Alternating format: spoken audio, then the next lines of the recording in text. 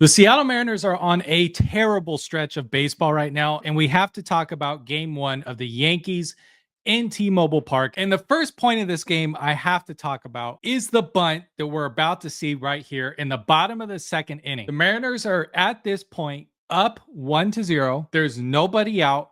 And the pitcher just walked back-to-back hitters. You have runners on first and second, and you have your number 7 hitter, Taveras, who's just joining the team. He's an okay player. They're going to ask him to lay a sacrifice bunt down here against the Yankees and advance these 2 runners over, take away the double play, move them both into scoring position. And there's no way to tell if this was a decision that the player made himself or if it was coaching. I am leaning towards coaching here because, as you can see, they're prepared for the bunt. You got the corners in on the infield grass. This is not a situation where he's trying to bunt for a hit. This is 100% a sacrifice to move him over. And he does his job.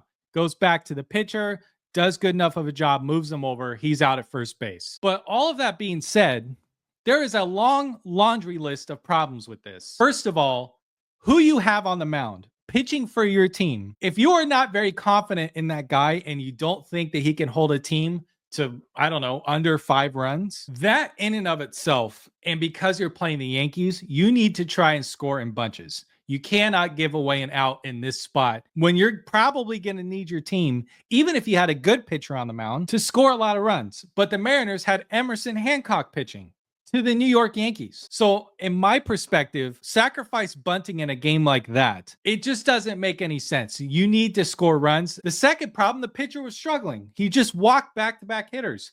Don't give him any easy outs. And third, probably the most important reason, is who you have coming up behind the hitter that's bunting. And because he's your number 7 hitter, you're moving runners over for the number 8 and 9 hitters in your lineup who aren't that great right now. And this is what happens. Dylan Moore's the next batter, number 8 hitter, strikes out.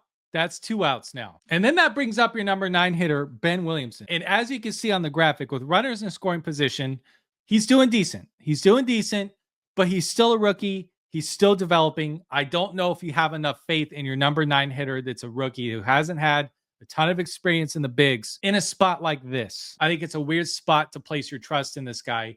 And he flares out to right field, and you wasted 2 runners on with nobody out against a team that you're going to need to score a lot of runs against, especially with Emerson Hancock on the mound, who you don't have a lot of trust in. And overall, I think this is only the second time this season that I've had a major problem with the bunt. They've bunted a lot, and almost every single time I've been like, yeah, that makes sense. This was one of 2 times so far this season that I have felt that was a terrible decision. Let's move on to the top of the 3rd inning. It is still a 1-0 game, and the Yankees are going to tie this game up with a home run to dead straightaway center field. Julio Rodriguez goes straight back. He's trying to make a play, and it hits out of his glove and pops over the fence to tie the game. And here's the thing. I've definitely seen, I'm sure as many of you guys as well, all kinds of people that are criticizing Julio, feeling like this is a play he should have made. And maybe that's true, but I just want to point out, of all the things to criticize Julio for, I think defense is the one thing that you just can't find too much wrong in his game. And not only that, plays like this, where it's just a rocket shot straight back over your head as the center fielder, and you have to go and make a perfectly timed jump at the wall at the right distance, locate where it is. That's not an easy play. And I get that that is a play that technically he could make because he's that talented, but I don't necessarily feel like that's a play he should make, right? Does that make sense? There's a difference here. This wasn't an error. This is a really, really tough play. Honestly, I feel like plays like this are harder to make than when guys are laying out full speed, diving for a catch in the open field. I feel like a play at the wall where you have to time it up and jump precisely at the right time with the ball traveling straight back over your head. You're running back and you have to locate the wall in time. This is not an easy play. I don't think Julio deserves that much criticism for it.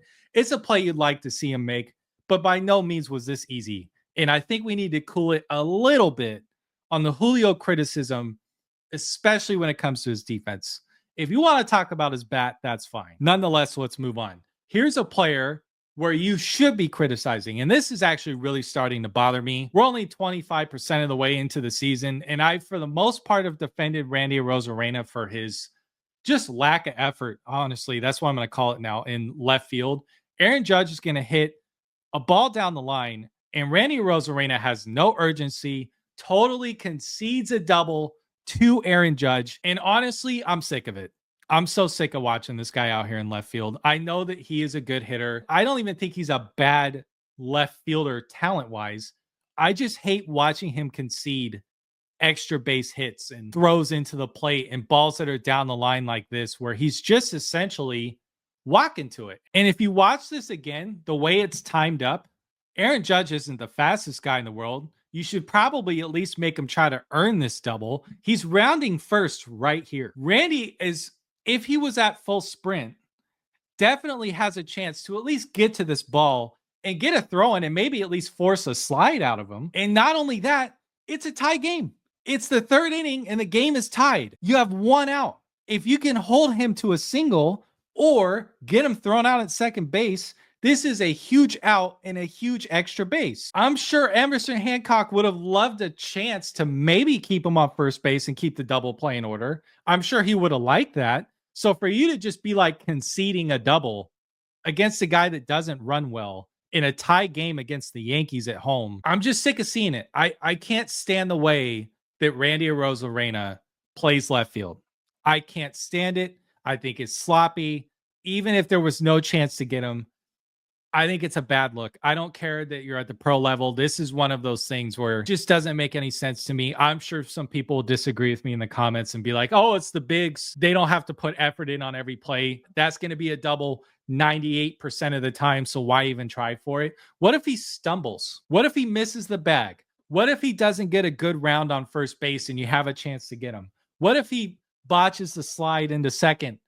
There's just a lot of things that can go wrong in baseball. And when you're in a tie game, there's no reason to just concede doubles like that. I hate it. And the last thing that I really want to talk about here, and I felt the same way since they started implementing the challenge system for balls and strikes. And I saw that in spring training a little bit. They need to bring that to the major leagues right now. And this is a perfect example of a pitcher getting robbed of making an absolutely perfect pitch and not getting rewarded for it. It's an 0-2 count. Brent Grisham is up at the plate. Emerson Hancock totally freezes him. It's right on the edge. It is a pitcher's pitch all the way. And it gets called a ball. No chance to challenge it. Strike zone's messed up. The Mariners, even this last series too with the Blue Jays, the strike zone's been just horrendous. Guess what? Very next pitch. Here you go. Home run, tie game, out to center field, almost the same spot as the first one. The Mariners lose this game no matter what. It's not the umpire's fault. This is just something that I would like to see, hopefully next season.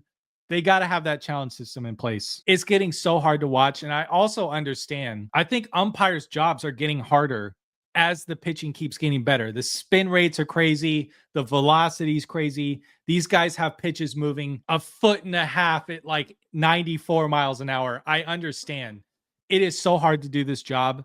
They have to have some kind of check in here for pitches like that. But let me know what you guys think. Hopefully they can get a win here tonight against the Yankees. We cannot have a sweep from the Blue Jays and the Yankees and then go face the Padres after this. We cannot have that. They have to win at least one of these games. And if you watch this point, please subscribe. It helps my channel a ton. I'm going to do as many of these as I can. I know I have been missing for a little bit. At some point, I would like to make a defined set routine of when I can post these. I'm not quite there yet, but every single person that likes and subscribes, it helps me get a step closer to that. So thank you guys. And I will see you maybe tomorrow.